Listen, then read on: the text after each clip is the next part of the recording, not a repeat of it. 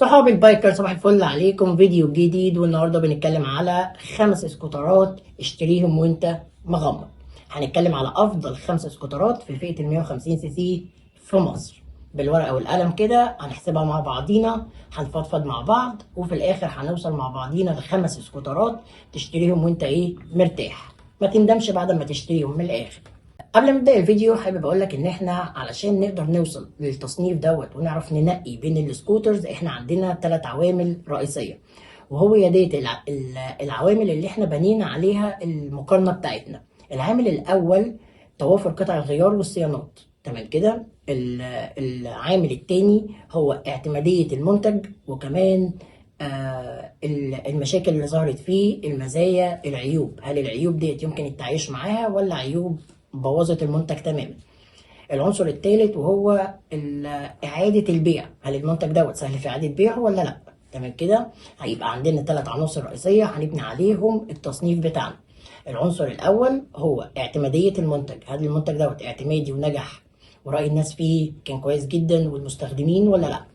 العنصر التاني اللي هنبني عليه المقارنة بتاعتنا أو التصنيف بتاعنا هو توافر قطع الغيار والصيانات، وطبعا إن يكون سكوتر بينزل له دفعات. تمام كده.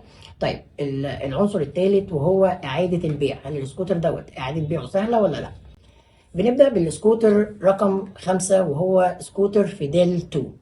طبعا في كتير قوي هيستغرب ان انا اخترت فيديل 2 رغم ان السكوتر دوت فيه عيوب. يعني عيوبه ان هو فرامل واير، تكنولوجيا قديمة، مساعد واحد خلفي، لكن السكوتر على مستوى الموتور فهو موتور اعتمادي جدا، عظمة بمعنى أصح. سكوتر ينفع تجيبه تروح بيه وتيجي وتتنطط، سكوتر قوي.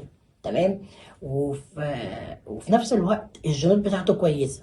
يعني يعني مش زي اغلب الجنود بتاعت سكوترات اس واي ام. تمام كده. فالسكوتر في حته ان هو بيستحمل، فهو بصراحه بيستحمل.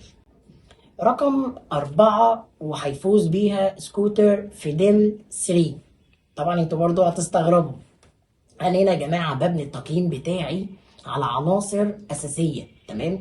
على الموتور بتاعه وقوته وكمان اعتماديته، كمان توفر قطع الغيار، ان هم سهل الحصول على قطع غيارهم، كمان ان انت هتشتريه من هنا عايز تبيعه تاني يوم هتعرف تبيعه.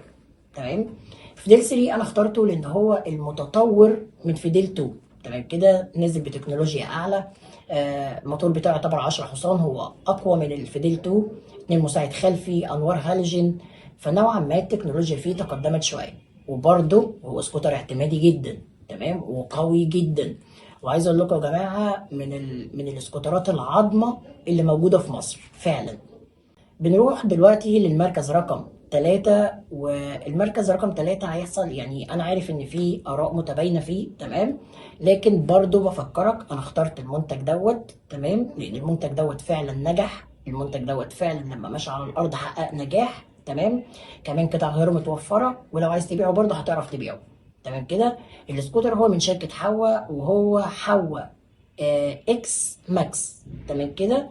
حوا اكس ماكس السكوتر ده بصراحة كويس جدا بأمانة ربنا. أول حاجة الموتور بتاعه نزل بتكنولوجيا جي واي 7. تمام. ودي تعتبر تكنولوجيا متطورة في المواتير، يعني بيبقى موتور سلس أكتر، ناعم أكتر، بيدي هورس باور أكتر. كمان في حاجة جميلة قوي، إن الجيوب بتاعته 16 وكمان مدعمة. تمام كده. فهنا السكوتر دوت انا كان ممكن اختار اس ار مثلا لانه اعتمادي جدا، بس ما اخترتوش ليه بقى؟ علشان نزل بديل زيه، تمام، بنفس قطع غياره، وكمان معالج العيوب بتاعته زي عيوب الجنط، وكمان في فرامل سي بي اس واوبشنز وكماليات. فعشان كده حطيت الحوا الاكس ماكس، تمام، في رقم 3. ما اخترتش الاس ار. تمام كده. رغم ان الاس ار طبعا قوي جدا. كمان اللي اشتروا الاكس ماكس ما اشتكوش منه بصراحه، بل بالعكس. السكوتر ده فعلا يا جماعه سكوتر كويس جدا جدا جدا، واثبت فعلا نجاح على الارض.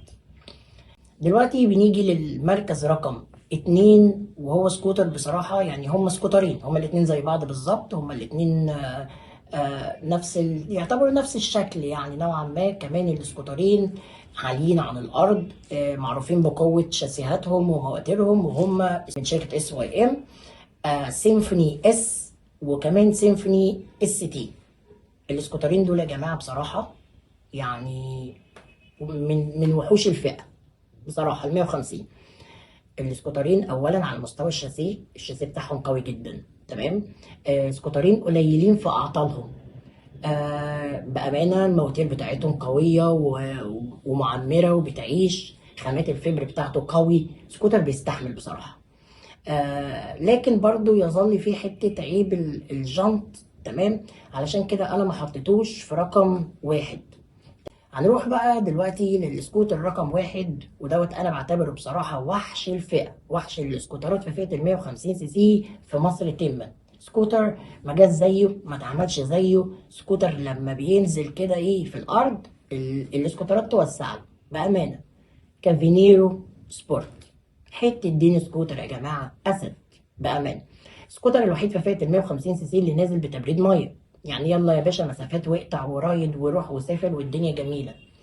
الجنود بتاعته عريضة والكاوتشات عريضة، والسكوتر قاعد على الأرض كده مالي مركزه، أسد. زائد كمان إن السكوتر كبير، تمام، فتحس إن أنت راكب ماكس سكوتر. كمان السكوتر في المناورة تقيل على الأرض، يعني بأمانة من أحسن التجارب اللي أنا جربتها كانت سكوتر كافينيرو سبورت. كمان طبعا حته بقى ان الفرامل بتاعته باكم، حته كمان طبعا المساعدين بتاعته حلوه جدا، مساحات التخزين، فهو يعتبر بصراحه سكوتر مثالي بامانه ربنا. الكافينيرو سبورت ليه بقى؟ حاجه اخدها اولا فيها كل اللي انت عايزه، كفرامل مثلا، كمساعدين، كمساحه، كحجم للسكوتر، كجنود قويه، واخد فوقيهم كمان حاجه تبريد ميه، يعني حاجه بامانه ربنا ملهاش حل. لكن يظل كافينيرو سبورت لازم برضه تهتم بيه جدا جدا جدا، خلي بالك وتراعي صيانته جدا، والميه بقى والكلام ده.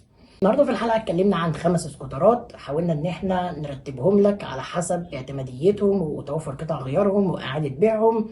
انتظروا ان شاء الله فيديوز كتيره عن السكوترز. ما تنساش ان انت تدعم الشانل بتاعتنا بلايك وسبسكرايب، وارجو تكونوا استفدتم. شكرا.